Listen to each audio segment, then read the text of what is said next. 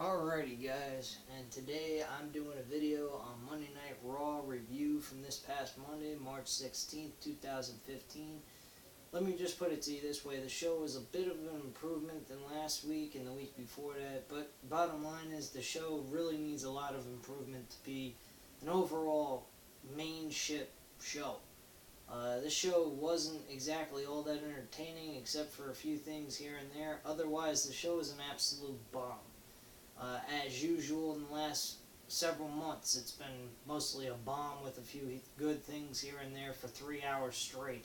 Makes you kind of want to shoot yourself in the head. But anyway, we're going to start things off here. First thing that comes up is we get the Seth Rollins promo with the rest of the Authority. Then pretty much this wasn't even really a great promo by Seth Rollins. Probably one of the worst promos he's done in a long time. Wasn't very, fluid. It didn't seem natural. It sounded more like he was reading off of a script. Very monotone and wasn't all that entertaining. They really were just bitching and moaning about how Randy Orton screwed them over, when in reality, it's funny how they kind of contradicted themselves in this whole situation because they disowned Randy Orton in the first place. So you think that they act like they're fucking surprised by this. This is not very surprising whatsoever. You couldn't see that one coming. You're a fucking idiot. Which is bottom line. That's what this group is. A bunch of dopes that think they know how to run a business. In reality, they don't.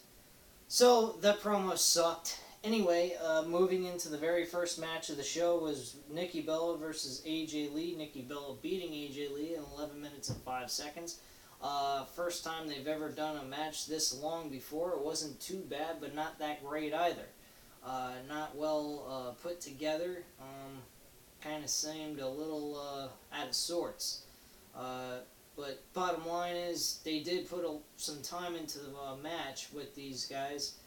These girls, I should say, and but still the match wasn't up to par. It wasn't that great, and it wasn't like in comparison to the NXT Women's Wrestling division. I don't know why they make it so like weird like that, but whatever. I don't care at this point. But it really wasn't that great of a match. Good things here and there, but not too many good spots. Anyway, we go ahead, we move into Ryback versus Miz. Minute and 40 seconds, Ryback beats The Miz. Why have this match? Bottom line, I have no idea. It should have been a throwaway. It was a squash match. Bottom line, this match shouldn't even have counted as a match. It should have just been, a beatdown and walk out of the ring. So we go ahead, and after the match is over, Damien Sandow comes to the ring, tries to pick up The Miz. Miz face plants him into the mat, and that's the end of that. They've been doing this big build-up between these two guys for God knows how long, and nobody really gives a rat's ass about this build-up at all, because it ain't that important. So I don't understand why they've done this build-up for so damn long. It's getting sickening and annoying already. But, we go ahead, we get a contract signing for the United States Championship. This match, to me, is going to be a good match, but the promo for this contract signing wasn't good, in my opinion. I think they could have done a whole lot better than what they did. They have Rusev come out with this Russian lawyer who doesn't even sound like a Russian. He sounds so pathetic. He was a horrible actor, for one. And he goes ahead and he's telling Cena if he doesn't go ahead and allow Rusev to say whatever he wants about the United States and have his freedom of speech to say that about them, he would not sign the contract and they would not have the match at WrestleMania. So he gave him the right to say whatever dumb bullshit thing he wanted to say about our country, the United States, that he wanted for him to be able to sign a contract, which was downright retarded. I didn't understand why they would have to go through all that, but whatever. They did the spiel. He signed a contract after he did all that heavy talking about how America sucks, flips the table over, runs out of the ring. Now, everything was okay up to that point until he flipped the table and ran out of the ring. What should have happened is he flipped the table and attacked Cena and beat him down like a dog instead of going ahead and running away like a little bitch. I can understand he's a heel, but still, make the guy actually have some fucking character. Make him be aggressive. Make him have a toughness about him. He seems weak, and that makes the match kind of look a little stupid too as well, when he's been kicking Cena's ass left and right. But so be it. That's their choice. That's what they want to go with.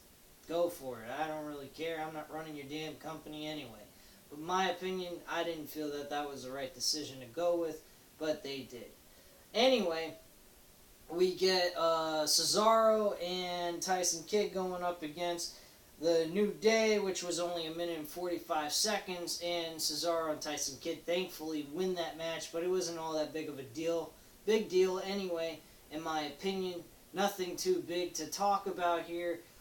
Truthfully, they should have just stuck with Cesaro and Tyson Kidd defending the tag titles against the Usos in a tag team versus tag team match. There shouldn't have been no four corners, and if they were going to go with this four corners match, why didn't they just pick some better tag team partners to go with against these two other tag teams?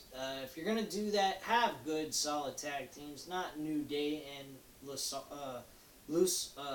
whatever, the Spanish tag team that ain't even Spanish, they're freaking Samoans. Anyway, moving off of that dumb rant, which it was ridiculous. We get a video package about Brock Lesnar and what he thinks about Roman Reigns. And man, oh man, they did such a great job with this promo. It's like you cannot have Roman Reigns beat Brock Lesnar. How can you? You taking a guy like Brock Lesnar producing these great video packages and then wanting him to be beaten by Roman Reigns? Like, that is just the dumbest idea you possibly can do. They've really got to, go with a new person to beat Brock Lesnar down the line if they can re-sign him, which I've heard rumors that they're more than likely going to sign him even after all this BS has happened between Vince and Brock Lesnar.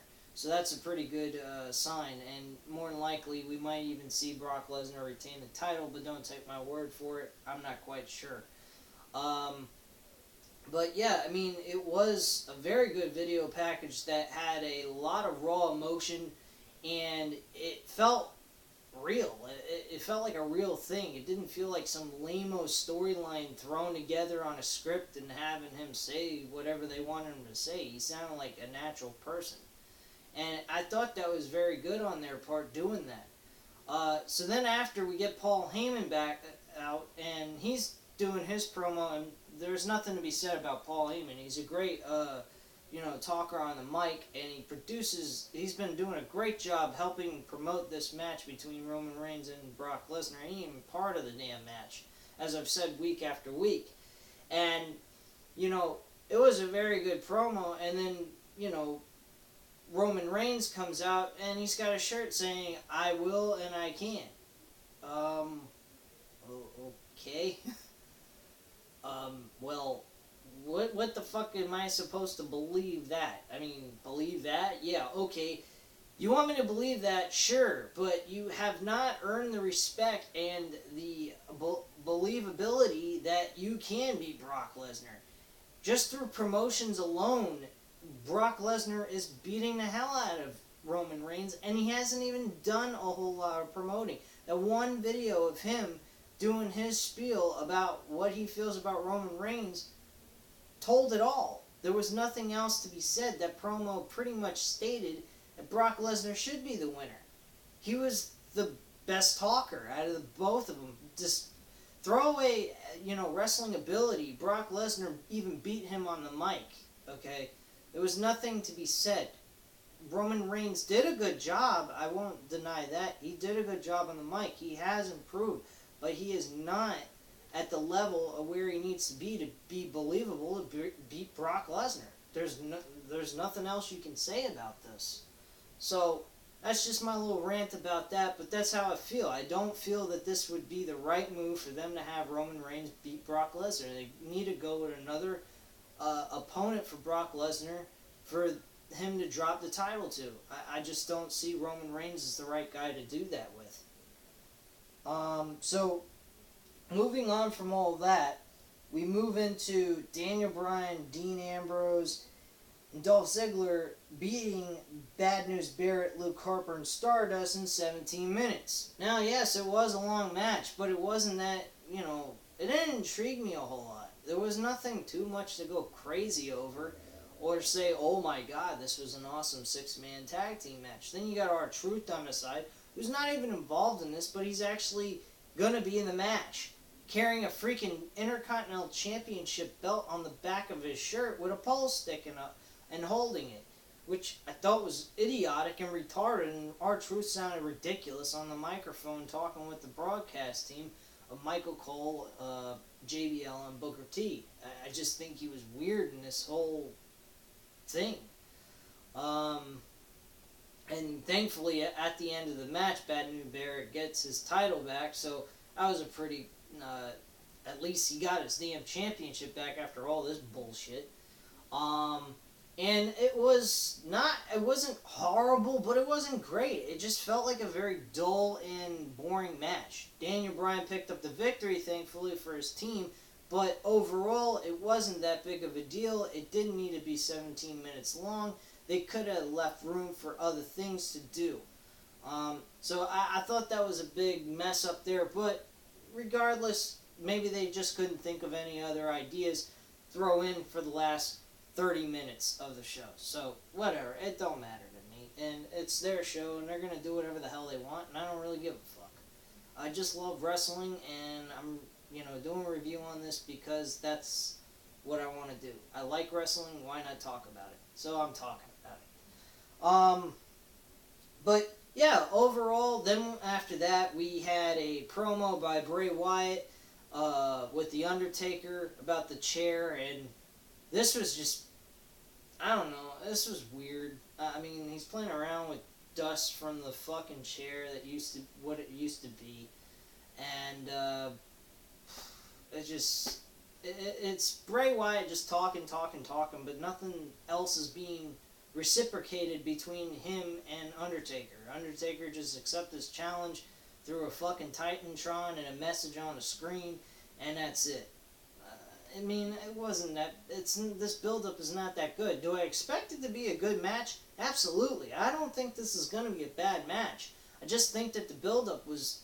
It doesn't leave the audience intrigued to, go all apeshit over this. I mean, yeah, they're going to be wanting to watch it. Of course, I'm going to watch it. I mean, I think it's a good match, but I just don't think that it's properly being built up the way it should be. But that's not here or there. So it was an okay promo, but it really didn't, it was just the same old thing that he's been doing for the last several weeks. So it wasn't that big of a deal to me. So we move on, the last segment of the show, which was the best segment of this whole 3-hour extravaganza, which left it where you say, okay, after all this shit, it was well worth the wait, at least for one good segment. At least for one, but it wasn't a great show.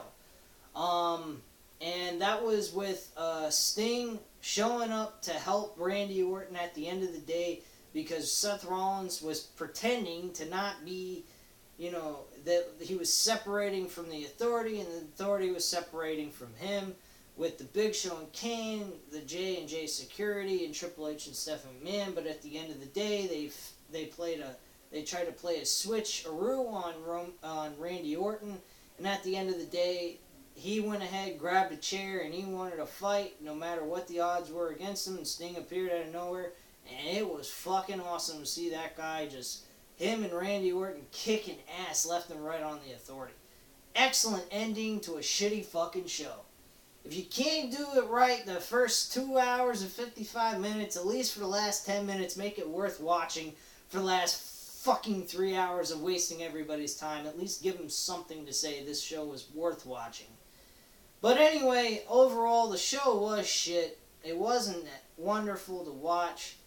I mean, you could take it or leave it. You watch it because you're a hardcore fan. If you're a casual fan, you're not going to give a shit about this.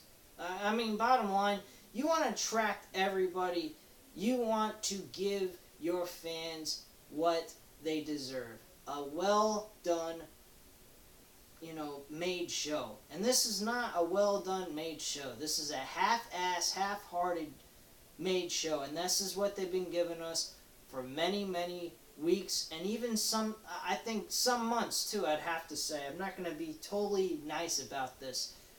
They have not given us one good Raw in a very long while. I mean, this has really been a very sad thing by WWE. With their flagship show, nonetheless. Overall, I can't say this was a great show. It did have some really good segments that I enjoyed watching, but it wasn't worth the investment, basically, is what I'm saying. And that's where the problem lies. Give your fans the feeling that they're investing their time into something that's worth it. This wasn't worth it unless you're a hardcore wrestling fan. If you're a hardcore wrestling fan, you won't care. But if you're a casual fan of wrestling, eventually you're going to lose interest in it. And that's where the only reason why Vince McMahon is still in business to this day is on account of fans like me and other people out there. They're hardcore wrestling fans. They'll watch it no matter what, yes. But eventually, even the hardcore fans, I believe, and me personally, I am getting tired of it. I mean, I've been doing reviews. This one's not as I didn't trash it as bad as like I've done in the last couple of weeks, but this wasn't that great. I mean, let's be honest. It did have some really good segments.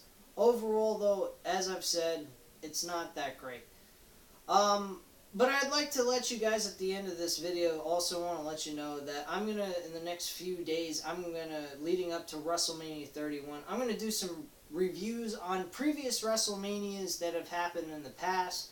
Very good ones, and I'm going to, try to entertain you guys the best way I possibly can. So I'm going to try to give you guys as many WrestleMania video reviews as I possibly can leading up to WrestleMania 31. I do appreciate, though, you guys taking the time watching this video, and please hit that subscribe button, and I'll speak to you later.